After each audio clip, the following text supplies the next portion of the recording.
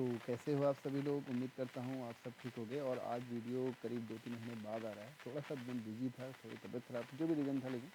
तो आज आप लोगों का पेपर था और मैं उम्मीद करता हूँ कि जैसा आपको कोचिंग में पढ़ाया जा रहा था, उस हिसाब से आपका पेपर अच्छा गया होगा, है ना? तो अच्छा गया है तो अपना आप स्कोर मुझे इस वीडियो को देखने के बाद अपना कमेंट में मुझे ज़रूर बताइए।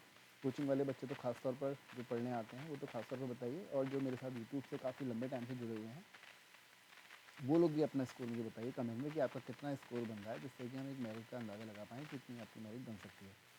तो पहला क्वेश्चन है हमारा यहाँ पर, और पेपर का लेवल कैसा आया था, कितने क्वेश्चन आपके अटैम्प्ट हैं, आप इसमें सेफ जोन में रहेंगे, उसके बारे में हम यहाँ पर बाद में बात करेंगे। फिलहाल हम आते हैं सीधा आंसर की पर।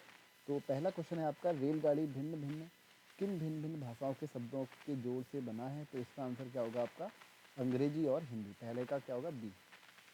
निम्नलिखित में से अग्नि का पर्यायवाची नहीं है पूछा गया है, तो नहीं कौन सा नहीं है? अनिल।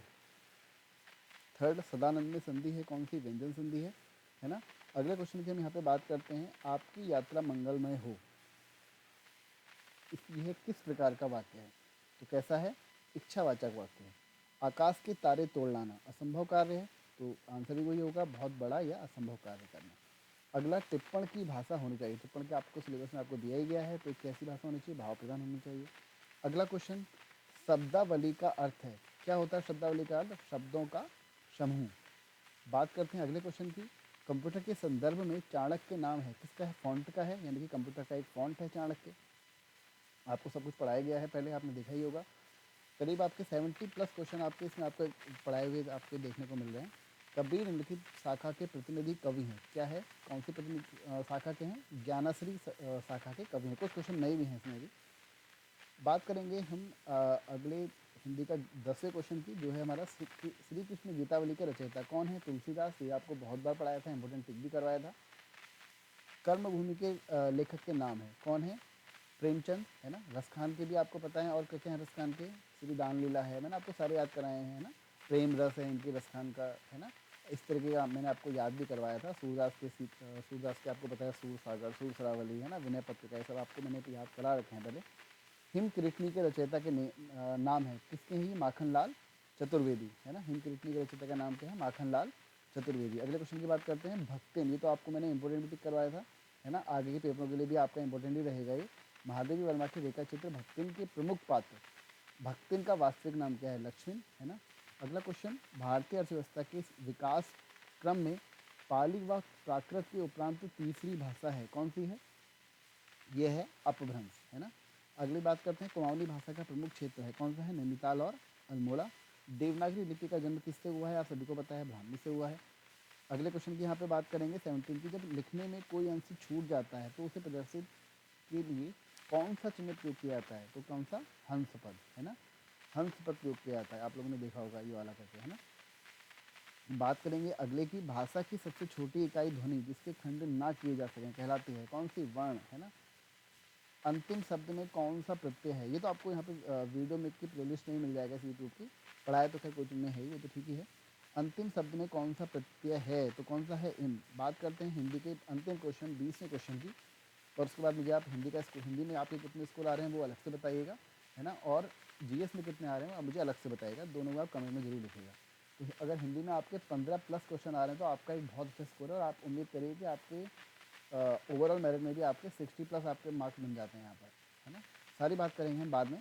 अगले क्वेश्चन की बात है, 20वें क्वेश्चन की, निम्नलिखित में से स्त्रीलिंग शब्द है, कौन सा है? चंबल, है ना? तो ये आपके हिंदी के 20 क्वेश्चन हो गए। अब बात करते हैं 21वें क्वेश्चन की।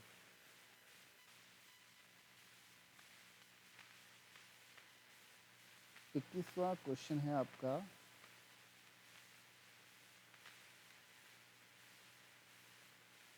वो है आपका जीएस से आता है, है ना? ज्योग्राफी से आएगा। मैंने आपको जो अभी मरुस्थल वगैरह सब कुछ पढ़ाया था उसमें मैंने आपको बताया था, ये बहुत इंपॉर्टेंट है। बुशमैन मैंने उसमें भी इंपॉर्टेंट भी टिक करवाया था। तो बुशमैन किसका है? कालाहारी मरुस्थल, है ना? आपको पता है अफ्रीका, जो ये वाला पोर्सन है अफ्रीका, दक्षिण अफ्रीका के आपको इस वाले एरिया में आपको देखने को मिलेगा कालाहारी मरुस्थल, है ना? बुशमैन प्रजाति जो है, यहाँ पे क्या आपका मेडागास्कर, हिंद महासागर वाला क्षेत्र। तो भारत वन स्थिति सर्वेक्षण 2021 के अनुसार निम्नलिखित राज्यों में से किस एक में सर्वाधिक वन क्षेत्र हैं? तो किस में है? छत्तीसगढ़। मीट और अभियान निम्नलिखित में से किससे संबंधित है? तो वह है अंध महासागर के जैविक अध्ययन से। शिवा समुद्रम जलप्रपात निम्न में से किन नदी पर निम्न में से किस नदी पर स्थित है? तो किसने है शिव समुद्रम याद आ रहा है, एक वर करके मैंने आपको पढ़ाया था, वर मांगिए करके शिव भगवान से। तो किसने है वर? कावेरी वर। निम्नलिखित में से कौन लोकसभा का प्रथम अध्यक्ष? बहुत ही इंपॉर्टेंट क्वेश्चन है। कौन है? जीवी मावलंकर, है ना, मावलंकर। अगला है भारतीय संविधान के किस अनुच्छेद द्वारा अस्पृश्यता का उन्मूलन किया गया है? तो बहुत बार क्वेश्चन आया है अनुच्छेद 17। कितने आर्टिकल पढ़ने हैं मैंने आपको ये भी बताया था, कितने नहीं पढ़ने हैं वो भी बताया था। 1 से 51 तक तो आपको सभी पढ़ने हैं, और उसके बाद कुछ गिने चुने आर्टिकल होते हैं वो आपको पढ़ने होते हैं, और वही एग्जाम में बार बार आपसे घुमा फिरा कर पूछे जाते हैं। इसी तरह संविधान संशोधन कौन से पढ़ने होते हैं वो भी मैंने आपको बता रखा है, और ये वीडियो तो आपको यूट्यूब पर भी मिल जाएगी। मैंने आपको इसी चैनल के प्लेलिस्ट में डाल रखी है पॉलिटी में। कोचिंग में तो खैर पढ़ाया ही है। शहरी स्थानीय स्वशासन से संबंधित 74वें संविधान संशोधन अधिनियम के पारित होने के समय भारत के प्रधानमंत्री कौन थे? तो कौन थे उसमें? पीवी नरसिम्हा राव थे। अगले क्वेश्चन की बात करते हैं। अब तक सर्वोच्च न्यायालय के कितने न्यायाधीश महाभियोग की प्रक्रिया द्वारा पदच्युत किए गए हैं? कोई नहीं किए गए हैं, तो इसका आंसर क्या होगा? डी। अगले क्वेश्चन की यहाँ पर हम बात करते हैं। आर्थिक सर्वेक्षण 2021-22 के अनुसार कौन सा देश भारत का सर्वोच्च निर्यात गंतव्य है? तो इसका आंसर संयुक्त राज्य अमेरिका होगा, यूएसए। एक बार आप चेक भी कर लीजिएगा, और फिर मुझे अगर कोई क्वेश्चन का आंसर गलत होगा तो मुझे कमेंट में जरूर बताइएगा। अगले क्वेश्चन की हम यहाँ पे बात करते हैं, और जिसने अभी तक चैनल को सब्सक्राइब नहीं किया है तो उससे रिक्वेस्ट है चैनल को सब्सक्राइब जरूर कर दीजिए। फिर से अब चैनल पे आपको वीडियो देखने को मिलेंगे कुछ, है ना। बात करेंगे अगले क्वेश्चन की। निम्नलिखित, यह है आपका 30वां क्वेश्चन। निम्न में से कौन भारत सरकार की काश्तकारी व्यवस्था में सुधार का अंग नहीं है? कौन? भूमि की चकबंदी नहीं आता है। कौन कौन आता है? लगान का नियमन आता है, काश्त अधिकार की सुरक्षा आता है, काश्तकारों को स्वामित्व अधिकार आता है। 31 क्वेश्चन। किन दो बैंकों का हाल ही में पंजाब नेशनल बैंक में विलय किया गया? तो ओरिएंटल बैंक ऑफ इंश्योरेंस और कौन सा? UBI, United bank of India. अगले क्वेश्चन की यहाँ बात करते हैं, बी ऑप्शन का यहाँ पे सही होगा। 32। निम्नलिखित में से कौन सी भारत में संघीय वित्त की समस्या नहीं है? तो वित्त आयोग का बढ़ता हुआ महत्व ये संघीय वित्त की समस्या नहीं है। नहीं को हमेशा आप जब भी क्वेश्चन आपको मिलता है तो आप उसको एक हल्का सा टिक जगह लगा के या हल्का सा इस पर आप अपना दिमाग जरूर ध्यान दीजिएगा कि नहीं ये पूछा गया है। बहुत बार क्वेश्चन गलत होते हैं। उस एकमात्र विदेशी शक्ति का नाम बताएं जिसने सन 1857 के विद्रोह को दबाने हेतु अंग्रेजों को सक्रिय रूप से सहयोग दिया। कौन है? नेपाल। बोस्टन चाय पार्टी किससे संबंधित है? अमेरिकी क्रांति से संबंधित है। ये आपने अगर आपने पढ़ा ही होगा, पहले पढ़ाया तो खैर आपको हिस्ट्री में गया ही है। 35 क्वेश्चन की यहाँ पर हम बात करते हैं, तो वो है आपका रीजनिंग से। निम्नलिखित में से लुप्त संख्या आपको बतानी है, तो लुप्त संख्या कौन सी होगी इसकी? ये होगी 82। यहाँ पे सॉल्व करने का भी इतना टाइम नहीं है, सारे क्वेश्चन आपको सॉल्व करके बताए जाएँ, उसके लिए एक अलग से वीडियो आ जाएगा। तो 82 इसका आंसर होगा। 36 की बात करते हैं। एक कार 2 स्टेशनों के बीच 60 किलोमीटर प्रति घंटे की औसत चाल से जाती है और 90 किलोमीटर प्रति घंटे की औसत चाल से वापस आती है, तो पूरी यात्रा के दौरान औसत चाल कितनी आएगी? 72 किलोमीटर आएगी। बहुत ही सिंपल क्वेश्चन है ना, इसको एक बार जरूर ट्राई करिएगा। नीचे दी गई सूचना के आधार पर निर्णय कीजिए कि 5 दोस्त ABCD ई में कौन सबसे लंबा है? तो ई सबसे लंबा है। एक समतल दर्पण में देखा जाता है कि तो एक घड़ी 8:30 का समय दिखाती है, तो सही समय है। आपको इसको कैलकुलेट करने का या एक बहुत ही सिंपल सी ट्रिक है कि आपको किस में से माइनस करना पड़ता है, आपको आंसर देखने को मिल जाएगा।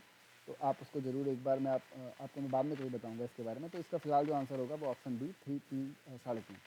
अगले क्वेश्चन की यहाँ पर हम बात करते हैं। निम्न दिए गए आरेखों में कौन सा आरेख तरल पिज्जा दूध के बीच के संबंध को सर्वोत्तम रूप दर्शाता है? तो वह है ऑप्शन 4, ये सही दिखाता है। अगले की बात करते हैं। ये तो बहुत बार ऐसे क्वेश्चन आए हैं, तो ये तो आपको अगर आपने करा है तो बहुत अच्छी बात है, नहीं करा है तो यानी कि आपने रीजनिंग की तरफ ध्यान नहीं दिया है। तो गाय और मुर्गियों के एक समूह में पैरों की संख्या सिरों की संख्या के दोगुने से 14 अधिक है, तो गायों की संख्या कितनी होगी? 7।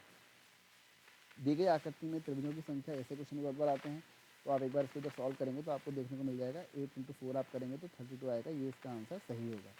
अगले क्वेश्चन की बात करते हैं। एक व्यक्ति का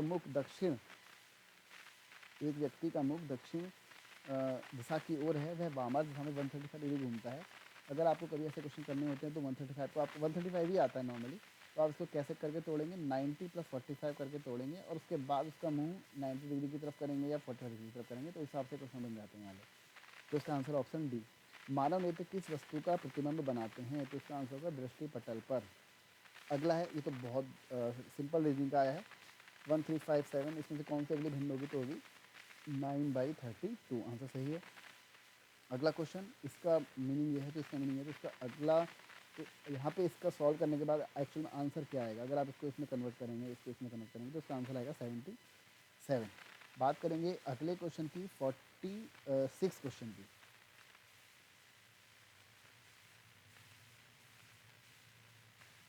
तो 46 क्वेश्चन है हमारा, ये है सीरीज बी है।